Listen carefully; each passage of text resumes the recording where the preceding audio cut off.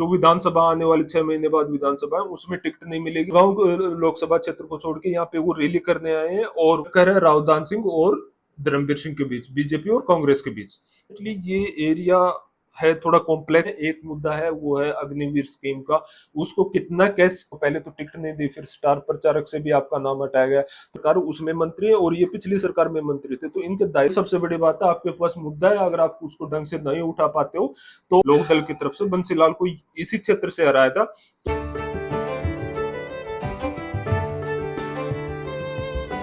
बाडा news देखने वाले सारे दर्शकों ने राम राम और नमस्ते। आज की इस वीडियो में ਆਪਾਂ डिस्कस करांगे भिवानी महेंद्रगढ़ लोकसभा सीट पर जो 9 विधानसभा क्षेत्र हैं उनमें क्या हालात चल रहे हैं, कौन कैंडिडेट आगे चल रहे हैं, कौन पीछे है, विधानसभा वाइज आप डिस्कस करांगे आज की डेट में। तो सबसे पहले आप इसमें 9 विधानसभा क्षेत्र हैं, 3 भिवानी के, 2 दादरी के और 4 महेंद्रगढ़ के। और तो सबसे पहले हम तोसाम की बात करें तो तोसाम भिवानी के अंडर में आता है और यहाँ से किरण चौधरी है कांग्रेस की तरफ से, और पिछली बार यहाँ से चौधरी धर्मवीर सिंह 34,500 वोट से आगे निकल गए थे, और जबकि किरण चौधरी की बेटी श्रुति चौधरी यहाँ से चुनाव लड़ रही थी। उसके बाद कारण था कि ये तोसाम इनका धर्मवीर सिंह का भी क्षेत्र है, यहाँ से वो चुनाव लड़ते हैं, और जो पहली बार उन्होंने चुनाव लड़ा था 1987 में लोकदल की तरफ से बंसीलाल को इसी क्षेत्र से हराया था। तो इसलिए ये किरण चौधरी का भी और धर्मवीर सिंह का दोनों की बराबर की पैठ है, दोनों के बराबर के वोट है। तो पिछली बार यहाँ से धर्मवीर सिंह जीत के निकले थे और इस बार भी यही हालात है। अब की बार तो श्रुति चौधरी भी नहीं है, तो ये अब भी और आने वाले टाइम में भी ये कुछ ना कुछ बढ़ सकता है। ये 34.5 का 40 हो सकता है, कम नहीं होगा। अब कुछ कह रहे हैं कि नहीं, इनको अगर रावदान सिंह यहाँ से नहीं जीत के निकले तो किरण चौधरी की जो विधानसभा आने वाले 6 महीने बाद विधानसभा है उसमें टिकट नहीं मिलेगी। तो ये कहने की बात है, जब अपनी बेटी को नहीं जिता पाई थी इस एरिया से, तो अब ये रावदान सिंह को कैसे जिता देंगे, और ऐसा कोई बड़ा मुद्दा भी नहीं इनके पास जिसकी वजह से कम हो। और दूसरा क्या इश्यू है कि यहाँ से किरण चौधरी का, पहले तो श्रुति चौधरी का टिकट काटा गया है इस एरिया से, जो और भिवानी का एरिया है तोसाम या लुवारू का। ऊपर से जो स्टार प्रचारक की लिस्ट आई थी कांग्रेस की, उसमें भी किरण चौधरी का नाम नहीं है। तो ये भी एक बड़ा इशू माना जा रहा है कि आपको पहले तो टिकट नहीं दी, फिर स्टार प्रचारक से भी आपका नाम हटाया गया। तो इसलिए जो बंसीलाल के साथ जो वोटर जुड़े हुए हैं, हम ये नहीं कह सकते कि नहीं है, और काफी बड़ी दोनों तीनों एरिया में जुड़े हुए हैं। तो ये कुल मिला के इसमें कहीं भी कुछ सिनेरियो नहीं बन रहा है कि रावदान सिंह आगे निकल पाए। एक ही बड़ा इशू है जो तोसाम, भिवानी और लुहारू में, और जो लुहारू में उसके बाद भिवानी, भिवानी के आसपास का एरिया है, ये भी जाट बहुलक एरिया है, और भिवानी में सैनी समुदाय है, ब्राह्मण है, राजपूत है। ये सब राजपूत ज्यादा है, उसके बाद जाट भी हैं, ब्राह्मण भी है, काफी मतलब मिक्स है। तो यहाँ से घनश्याम सराफा जो कि काफी टाइम, लंबे टाइम से यहाँ राजनीति कर रहे हैं और एक अच्छी खासी पकड़ है, और बीजेपी के कैंडिडेट है ये। पिछली बार यहाँ से 68,000 वोट से वो जीत के निकले थे। तो अब की बार भी यहाँ से इन्हीं को लीड मिलेगी डेफिनेटली, ये कम नहीं होगा, ये भी इतना ही रहेगा।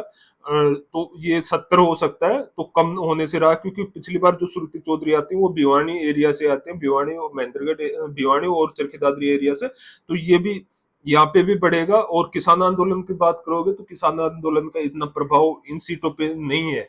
हाँ, जो अग्निवीर योजना थी उसका प्रभाव काफी कुछ है इस सीट पे। वो डिपेंड करता है कि कांग्रेस उस मुद्दे को कैसे उठाती है, उसका कितना लाभ ले पाती है। अब कोई बोलेगा कि नहीं किसान आंदोलन का प्रभाव है, किसान आंदोलन का प्रभाव तो महाराष्ट्र में भी है पर उतना नहीं है जितना पंजाब में था। इसीलिए कह रहा हूं, जितना प्रभाव सिरसा लोकसभा सीट पे है उतना भिवानी लोकसभा सीट पे उसका प्रभाव नहीं है। अगर आप बात करोगे भिवानी में उसका ज्यादा प्रभाव है, और महेंद्रगढ़ में किसान आंदोलन का बिल्कुल भी प्रभाव नहीं है। तो ये चीजें होती हैं। उसके बाद जो इनमें सबसे बड़ा मुद्दा जो कांग्रेस के पास है वो है अग्निवीर का। अग्निवीर के मुद्दे को वो कैसे उठा पाती है, क्योंकि ये लगभग भिवानी महेंद्रगढ़, अगर हम भिवानी, चरखी दादरी, महेंद्रगढ़ और नारनौल, ये ज्यादा बड़े शहर भी नहीं है। अगर इनको छोड़ दे तो लगभग ग्रामीण एरिया, और ग्रामीण एरिया में जो बच्चे हैं वो नेवी, एयरफोर्स, आर्मी, इन सब में जाना पसंद करते हैं, बेल्ट की नौकरी पसंद करते हैं। तो उससे काफी कुछ प्रभाव इस एरिया पे पड़ा है। उसकी वजह से बीजेपी के वोट कम हो सकते हैं। वो भी डिपेंड करता है रावदान सिंह या बीजेपी किस तरह से रावदान सिंह या कांग्रेस पार्टी उस मुद्दे को कैसे उठाती है, लोगों तक कैसे बात करती है, कैसे पहुंचाती है, उनके जहन में क्या बात बैठाती है। ये सबसे बड़ी बात है। आपके पास मुद्दा है, अगर आप उसको ढंग से नहीं उठा पाते हो तो आप वो आपके लिए कोई मैटर नहीं है। ठीक है, तो डेफिनेटली इन दोनों सीटों पे ये आगे रहेंगे। फिर लोहारू की बात करते हैं। जेपी दलाल लगभग 15 साल से वो इस एरिया में राजनीति कर रहे हैं, इस एरिया में, और पिछली बार ठीक ठाक मार्जिन से वो जीत भी गए थे। और अब मेन बात है, ये खुद यहाँ से अभी मंत्री हैं, पिछली सरकार में, खट्टर सरकार में भी ये मंत्री थे, अब भी कृषि मंत्री हैं। तो यहाँ से बीजेपी 37,000 की लीड लेके निकली थी, तो इस बार इन्होंने यहाँ पे इनका एरिया में प्रभाव है। बड़ी जो दिक्कत आ रही है कांग्रेस में, वो आ रही है गुटबाजी की।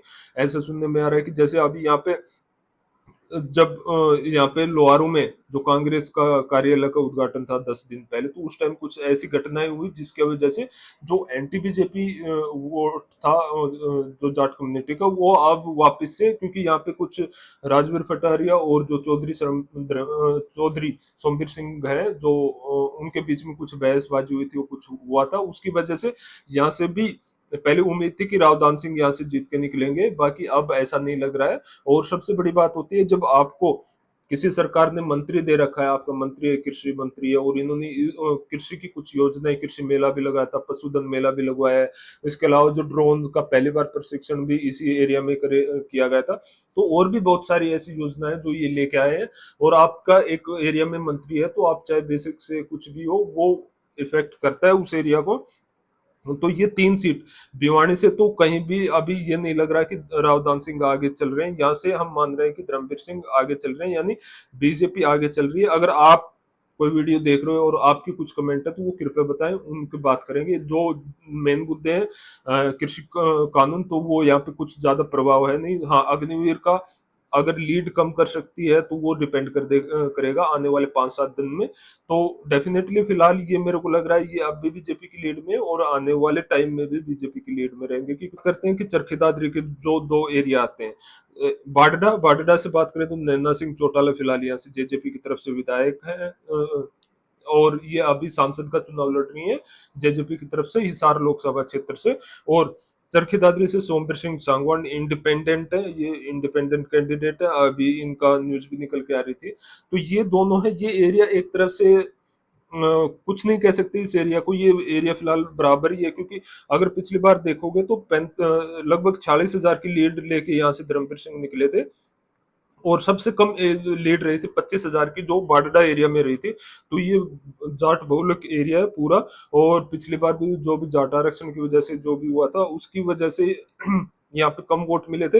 हाँ, ये अब की बार घट सकते हैं। इन दोनों एरिया में कुछ ना कुछ प्रभाव रावदान सिंह का माना जा रहा है, और ऐसा भी धर्मवीर सिंह का भी, क्योंकि धर्मवीर सिंह यहाँ से खुद चुनाव लड़के जीते हैं बाडडा एरिया से, और उनकी अच्छी खासी वोट है, क्योंकि ये बाडडा लोहारू के आसपास लगता एरिया है, और जेपी का भी अच्छा प्रभाव है बाडडा एरिया में, और बाडडा में खुद वो जीत के निकले हुए हैं।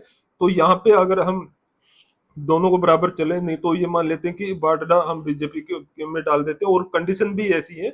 और चरखी दादरी से हम कांग्रेस को आगे मान रहे हैं, क्योंकि काफी प्रत्याशी जैसे डॉक्टर मनीषा सांगवान है, वो भी है, नृपेंद्र है, मेजर नृपेंद्र सांगवान भी है, और काफी ऐसे बंदे जो इनके पीछे लगे हुए हैं इस एरिया में। तो ये हम डाल देते हैं, और बाडडा को भी बराबर ही रख देते हैं। तो कुल मिला के इनका हम लास्ट तक कुछ नहीं कह सकते। पर जहां तक मेरे को लग रहा है कि ये यहाँ से, क्योंकि एक तो ये भी बात निकल के आ रही है कि जो जाट समुदाय है वो एक यादव कैंडिडेट को वोट नहीं देगा, बेशक से पार्टी ऊपर हो। तो इस तरह की भी कुछ बात निकल के आ रही है, पट लेते हैं। उसके बाद आते हैं अटेली, महेंद्रगढ़ से जो 4 एरिया है। तो अटेली, महेंद्रगढ़, ये सीताराम यादव जी हैं, यहाँ से पिछली बार लीड ली थी 76,000 की बीजेपी की धर्मवीर सिंह ने तरफ से। अगर हम देखें तो 76,000 की लीड बहुत बड़ी लीड होती है। और यहाँ से राव बहादुर सिंह भी है। कुछ पार्टी के वोट होते हैं जो कि पार्टी की तरफ जाते हैं, जैसे बीजेपी की कुछ वोट है वो तो डेफिनेटली जाएंगे। और चाहे आप कुछ भी लेके आए हो, जो कोर वोटर हैं, उसके अलावा यहाँ से अग्निवीर का इफेक्ट पड़ेगा, तो कुछ वोट कम हो सकते हैं। किसान आंदोलन का इस एरिया में बिल्कुल भी कोई प्रभाव नहीं है, बिल्कुल खत्म है। तो कुल मिला के यहाँ से हम मान लेते हैं कि यादव वोट बैंक जाते हैं बहादुर सिंह को भी और रावदान सिंह को। उसके बाद भी कहीं ना कहीं यहाँ पे बीजेपी ही बढ़त बनाए हुए, क्योंकि इतनी बड़ी लीड टूटने से रही। ठीक है, तो हम इसको मान लेते हैं कि चलो यादव के नाम पे इसको दानसिंग में ही कर देते हैं, यानी कांग्रेस को डाल देते हैं। ठीक है, ये कांग्रेस को जा रही है। उसके बाद आता है महेंद्रगढ़। महेंद्रगढ़ एरिया में पिछली बार इन्हीं का प्रभाव था, खुद ये थे। उसके बाद भी 61,000 की वो लीड लेके निकली हुई थी, क्योंकि यहाँ से ऐसी खबरें आ रही थी मीडिया में कि राव दान सिंह ने श्रुति चौधरी की हेल्प नहीं की थी, इसलिए इतने बड़े अंतर से वो जीत रही थी, यहाँ से हार रही थी, और धर्मवीर सिंह इतने बड़े अंतर से जीत रहे थे। महेंद्रगढ़ से ये खुद कैंडिडेट है, तो ये हम महेंद्रगढ़ की सीट को आईएनसी को डाल देते हैं। उसके बाद बात करते हैं ओम प्रकाश। ये है नारनौल की, ओम प्रकाश यादव है। ओम प्रकाश यादव की हम बात करें तो ये पहले खट्टर सरकार में मंत्री थे, तो डेफिनेटली, और लीड भी 48-50 हजार के आसपास है, एक बड़ी लीड है। तो मंत्री आपको दे रखा है पहले भी। ठीक है, तो ये और उनका रुझान भी ऐसे ही निकल के आ रहा है कि बीजेपी की तरफ से ये सीट जा रही है, और धर्मवीर सिंह का काफी अच्छा प्रभाव है। और इस सीट पे ये दोनों, अगर चारों सीट पे एक और नाम निकल के आ रहा है वो राव इंद्रजीत का, जिन्होंने 2 दिन पहले भी यहाँ पे रैली की है। तो खुद की गुड़गांव लोकसभा क्षेत्र को छोड़ के यहाँ पे वो रैली करने आए हैं, और उसका इनका जो अग्रवाल बेल्ट है काफी प्रभाव है, क्योंकि वो 2 बार इलेक्शन यहाँ से लड़े हैं और जीते भी हैं, महेंद्रगढ़ भिवानी सीट से, जब गुड़गांव भी इसी सीट में आता था।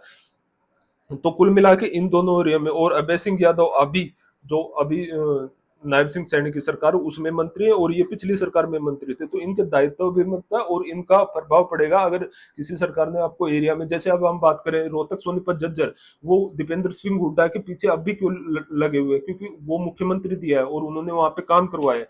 ऐसा ही सिनेरियो इनका है कि एक तरह से क्षेत्रवाद कह लो, या फिर सरकार ने इनको मंत्री दिए हैं। तो दोनों सीटों पे जो सर्वे भी निकल के आ रहे हैं वहां से बीजेपी लीड कर रही है इन दोनों सीटों पे।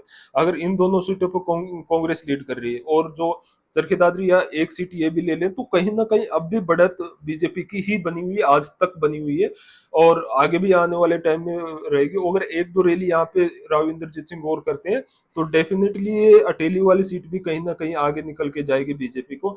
ये तीनों सीट बीजेपी को जा रहे हैं, यहाँ से नहीं हारेगा।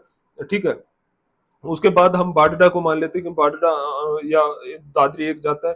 तो डेफिनेटली ये एरिया है, थोड़ा कॉम्प्लेक्स है, इनका अभी कुछ रुझान है नहीं, तो इनमें कहीं ना कहीं एक एरिया में बीजेपी जाएगी, एक आईएनसी। तो कुल मिला के यहाँ तक आज के दिन में बीजेपी आगे चल रही है, बीजेपी आगे चल रही है, धर्मवीर सिंह आगे चल रहे हैं, और वाले टाइम में भी यही रहेगा। रावदान सिंह अपना जोर लगाए हुए हैं, और धर्मवीर सिंह भी अब की बार काफी मेहनत कर रहे हैं इन चुनाव में। तो कुल मिला के मैंने पहले भी कहा था, ये सीट एक तरह से जा रही है, और अब हमने विधानसभा वाइज फिलहाल क्या रुख है वो भी देख लिया है, और पीछे भी क्या था वो सब देख लिया है। और जो मेन मुद्दा है, एक मुद्दा है, वो है अग्निवीर स्कीम का। उसको कितना कैश कर पाती है कांग्रेस पार्टी, और जो इनकी अंदरूनी लड़ाई है मीडिया के अनुसार, अगर वो कंट्रोल हो जाती है तो डेफिनेटली कुछ ना कुछ बढ़त ले जाएंगे। वोट का जो डिफरेंस है हार या जीत का, वो कम हो पाएगा। फिलहाल ये इसका बीजेपी ये सीट ले रही है। आपका क्या मानना है, आप क्या सोच रहे हो, वो कृपया कमेंट बॉक्स में बताएं। और यहाँ तक हमारे साथ वीडियो में बने रहने के लिए आपका धन्यवाद। Thank you.